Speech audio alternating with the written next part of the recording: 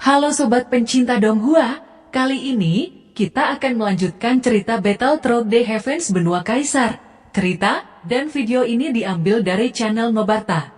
Tanpa banyak basa-basi, mari kita simak alur ceritanya. Melanjutkan dari cerita sebelumnya, pada saat ini Xiaoyan dikejutkan oleh raungan keras yang bergema di tempat ini. Itu adalah monster yang berwujud ular berkepala dua. Longyan berjalan maju sebelum berubah menjadi sosok naga petir yang sangat besar. Tanpa basa-basi, Longyan bergegas dan menyemburkan petir emas dari mulutnya. Dengan serangan mendadak ini, ular berkepala dua itu tidak dapat merespon sebelum tubuhnya disambar oleh petir. Melihat serangan yang begitu cepat ini membuat Xiaoyan sedikit terpana. Xiaoyan tahu bahwa kekuatan Longyan saat ini lebih kuat dari dirinya. Bahkan hanya satu serangannya mampu menghancurkan ular berkepala dua menjadi berkeping-keping. Setelah ular berkepala dua dihancurkan, bau darah di sekitarnya menjadi lebih kaya dari sebelumnya. Tampaknya ada keberadaan yang lebih mengerikan yang akan muncul. Longyan, pergi dari sini, ucap Xiaoyan. Ketika Longyan mendengar teriakan Xiaoyan, dia berbalik mengangkat tubuh Xiaoyan dan bergegas ke kejauhan. Tiba-tiba suara Zanlao terdengar.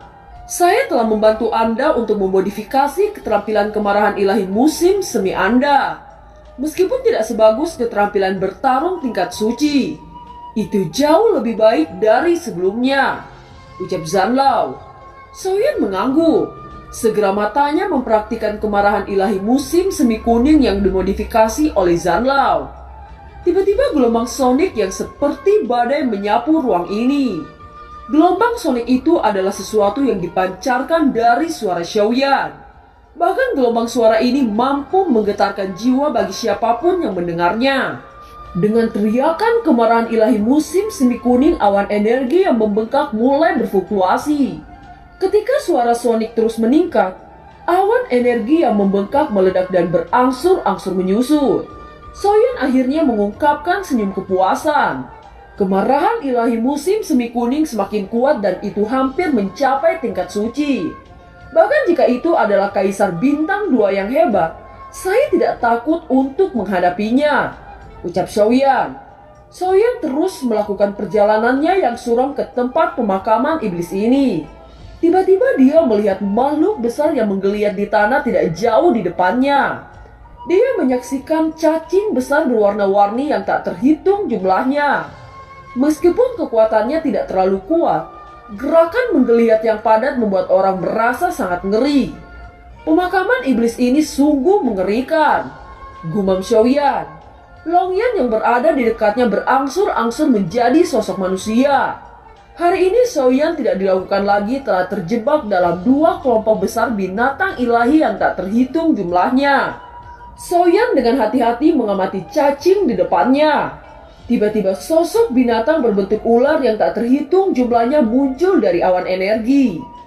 Binatang ilahi berbentuk ular ini sangat banyak dan setiap ular dikelilingi oleh darah iblis. Dari tebakan apa yang ditebak Xiaoyan, kekuatan binatang ilahi yang berbentuk ular ini berada di tingkat Kaisar Bintang 1 awal. Dalam hal ini tidak akan menyusahkan terhadap Xiaoyan dan Longyan. Akan tetapi jumlahnya yang banyak ini cukup membuat seseorang merasakan sakit kepala. Mata Xiaoyan menyipit.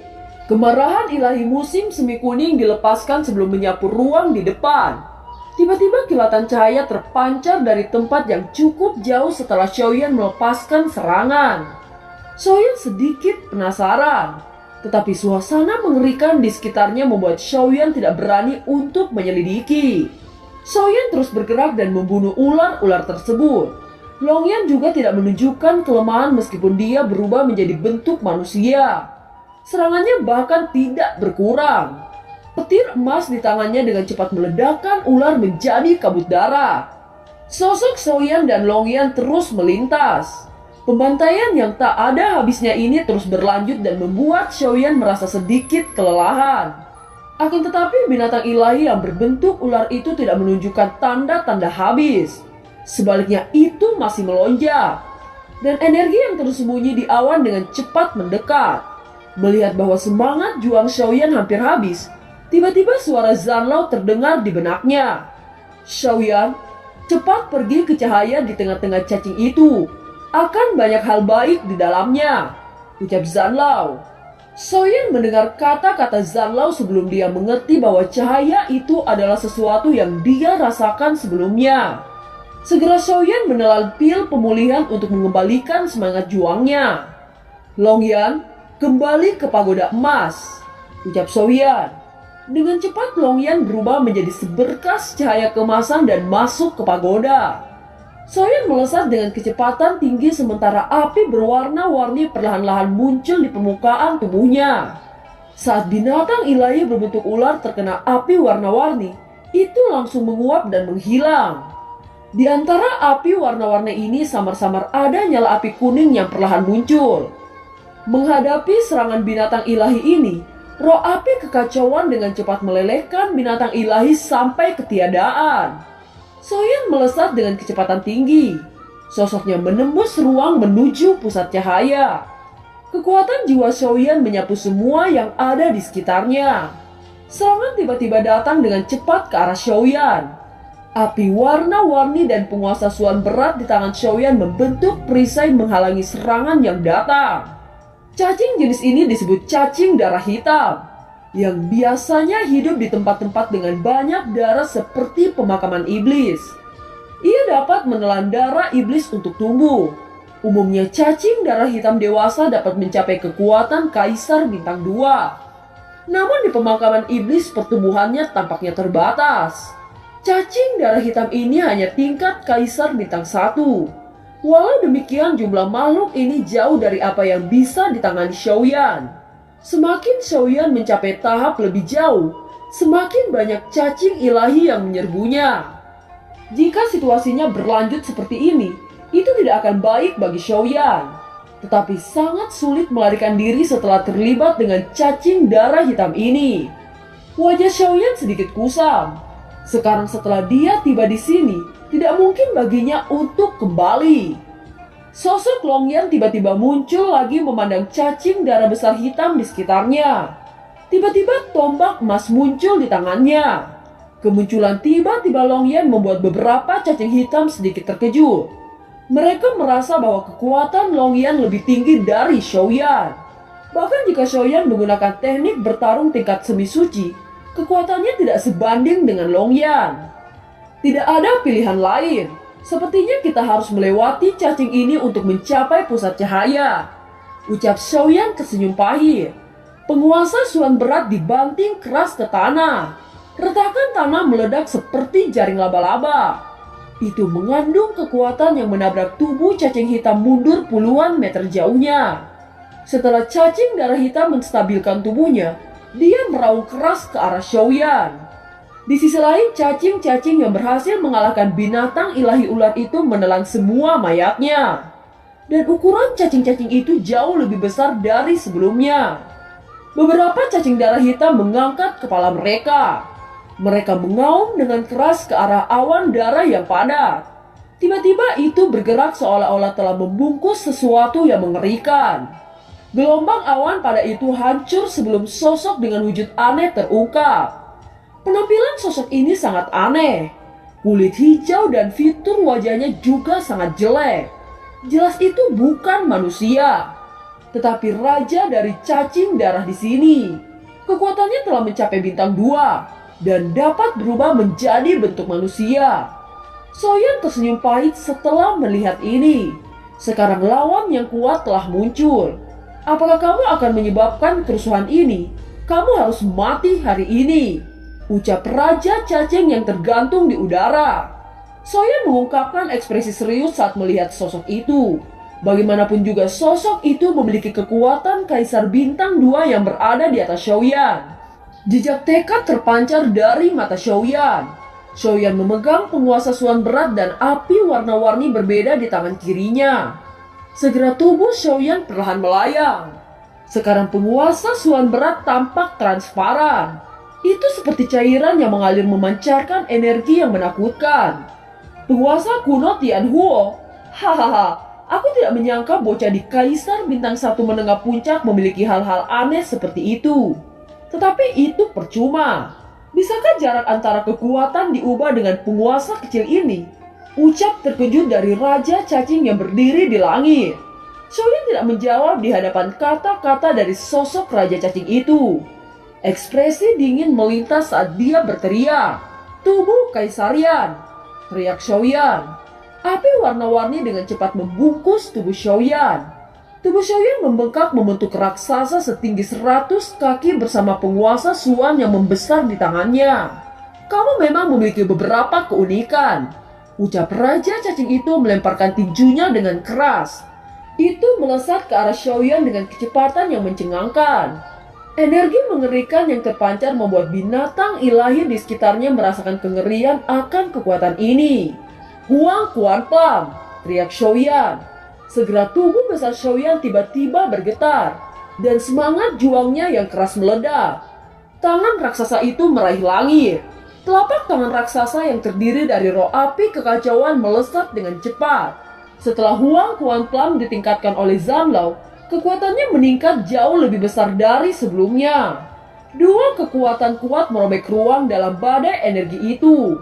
Sebuah pukulan bertabrakan dengan tangan raksasa. Itu terus-menerus mengikis satu sama lain. Kebuntuan ini berlanjut sesaat sebelum kedua serangan menakutkan itu hancur meledak. Xiaoyan melebarkan mulutnya segera suara yang menghancurkan jiwa dipancarkan. Binatang ilahi yang lebih lemah segera meledak menjadi kabut darah di bawah gelombang sonik ini. Bahkan Raja Cacing itu merasakan sedikit pusing di kepalanya.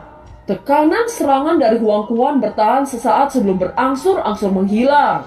Xiaoyan tidak berharap bahwa serangannya tidak melukai secara serius terhadap Raja Cacing. "Sepertinya aku harus segera pergi dari sini," ucap Xiaoyan. Xiaoyan tidak menunda lagi saat tubuhnya bergerak dan menyuruh Longyan untuk memasuki pagoda emas. Xiaoyan tahu bahwa hampir tidak ada peluang kemenangan dalam pertempuran ini jika terus berlanjut. Ketika tubuh Longyan hendak kembali ke menara, sosok yang tidak dikenal muncul di atas Longyan. Dan energi yang dahsyat menghantam Longyan. Xiaoyan menoleh dan melihat adegan ini dengan kaget. "Langkah instan!" teriak Xiaoyan. Sosok Xiaoyan muncul beberapa meter ke arah Longyan. Di sisi lain, Raja Cacing Darah Hijau telah pulih dari guncangan jiwa. Dia memandang Xiaoyan dengan niat membunuh yang besar. Segera sosoknya dengan cepat bergegas menuju Xiaoyan. Xiaoyan sebenarnya gagal mendeteksi sosok misterius yang telah menghantam Longyan sebelumnya. "Tempat ini sangat aneh," ucap Xiaoyan. Pada saat ini semangat juang Xiaoyan cukup melemah dan itu tidak cukup untuk mendukung keterampilan bertarung Xiaoyan. Dia baru saja membalikkan tubuhnya, tiba-tiba sosok Raja Cacing muncul dengan keras menghantam dada Xiaoyan. Xiaoyan terpental ratusan meter jauhnya dan darah menyembur dari mulutnya. Melihat adegan ini, Longyan meraung dan sosok naga petir emas 100 kaki muncul. Longyan terbang cepat ke arah Xiaoyan. Tetapi dia baru saja akan bergerak ketika serangan sosok aneh itu turun dengan keras dan naga Longyan dihempaskan. Sisik naganya juga hancur, memperlihatkan daging berdarah. Pada titik ini tubuh Xiaoyan terluka parah. Dia hanya bisa melihat Longyan bersimpah darah sebelum tubuhnya jatuh dan pingsan. Di ruang yang gelap banyak roh berputar-putar di udara, membentuk aliran menyapu kemana-mana. Sebuah bayangan gelap melayang di dalamnya berkedip samar di ruang ini. Waktu berlalu. Xiaoyan membuka matanya dengan susah payah. Dia melihat tubuhnya dan menemukan bahwa luka di tubuhnya secara ajaib lebih telah membaik. Apakah ini karena roh api kekacauan? Gumam Xiaoyan. Saat Xiaoyan membuka matanya, dia tiba-tiba melihat sosok tua yang berada di sebelahnya. Sosok itu tidak luput adalah Zanlao. "Di mana ini?" tanya Xiaoyan. "Kamu beruntung. Kamu baru saja menghantam ruang dimensi pusat dengan pukulan itu. Hal yang kita cari juga ada di sini. Dan tampaknya ada beberapa keuntungan yang tidak terduga," ucap Zanlao. Xiaoyan tersenyum pahit. Dia segera mengingat kejadian sebelumnya. "Roh jahat di sini sangat kuat. Gunakan roh api kekacauan pada tubuhmu," ucap Zanlao. Xiaoyan perlahan bangkit dan mengambil obat penyembuhan untuk mengobati lukanya. Kamu tidak perlu memikirkan Raja Cacing itu. Bukankah saya pernah mengatakan bahwa saya akan menolongmu hanya dalam hidup dan mati saja? Ucap Zanlao. Aku hampir mati kali ini, ucap Soyan dengan suara marah. Jangan katakan itu. Pukulan ini cukup baik, dan aku akan melatihmu, ucap Zanlao. Soyan menelan pil untuk mengobati lukanya. Segera roh api kekacauan melayang keluar membungkus seluruh tubuh Xiaoyan. Roh api kekacauan jelas lebih kuat dari ketika dia pertama kali bergabung. Dan film pun berakhir. Terima kasih telah menyimak dari awal sampai akhir ya. Sampai jumpa.